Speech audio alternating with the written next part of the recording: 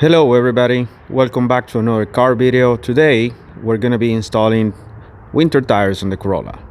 As you all know, the Corolla is a front-wheel drive car, and when winter is at its worst, this car doesn't shine too much. And to make things worse, the differential on these front-wheel drive cars is open. So as soon as you encounter any slippery surface, you're stuck. So what tires are we going to be installing? So I didn't want to go with anything that is not the best. The benchmarks are the Blizzaks. So why risk going with anything that is not the best? So Blizzak WS90s are the tires that are going to be swapping today in the Corolla. Also planning to do a quick review on the car, but to be honest, I'm not entirely ready. I want to do my research, very deep research, because this type of vehicle and this in a specific has represent the access to the masses to driving around the globe. This is the car that has sold the most in the entire planet. So there's anything else with four wheels that have sold more units than the Corolla. So like I said, I'm gonna be doing my research so I can do a thorough explanation of what means this car and why it's so popular. This car is my wife's daily driver, so and being front-wheel drive, in her commute, she commutes very early in the morning and also commutes back right when the sun is coming down, so when the temperatures are the lowest in the day. So we didn't want to go the SUV route. This car is perfect for what we need. It's the perfect commuter. So why not just have two set of tires? I think that's the best combination. The car has from factory these Eagle LS2 tires. So when I upgrade, to be honest, I didn't want to buy, even though the car, not the car, sorry, even though the tires come in, the Blizzak tires come in a 15 inches rim, I didn't want to go with 15 inches rim because, to be honest, nowadays 15 inches rims are very uncommon. So since I was buying rims also together with the tires to be able to make a quick swap here in my garage, I wanted to buy the wheels, the rims with the tires, but I purchased 16 inches. Because 16 inches is kind of a 16 and 17 are basically the sweet spot. So at some point, if I sell the car or anything, this tire combination fits perfectly in the Miata. And if I wanted to use these wheels also on the Sienna, I could also, since the Sienna from factory comes also with a lower, the lower trims, it comes with a 16 inches wheel tire combination too. So the 16, I can use it for any of my cars if I need to. So that's why I didn't want to be stuck with a 15 inches. So probably I'm gonna have a little bit of difference in the ride now. I hope I don't have too much of a fuel economy penalty. So what I did is that I buy the 16. So I did a quick conversion. So the original ones are 195, 65, 15. But the ones that I bought are 195 55 instead of 65, and the rim is 16. So this should be equivalent. When I put the tire next to each other, the diameter in general should be very similar. So I don't expect too much of a difference, or not difference at all, in the speed reading on the dashboard. So without further ado, let's go right away with the tire installation, and for the next video we're gonna do the full car review, so stay tuned.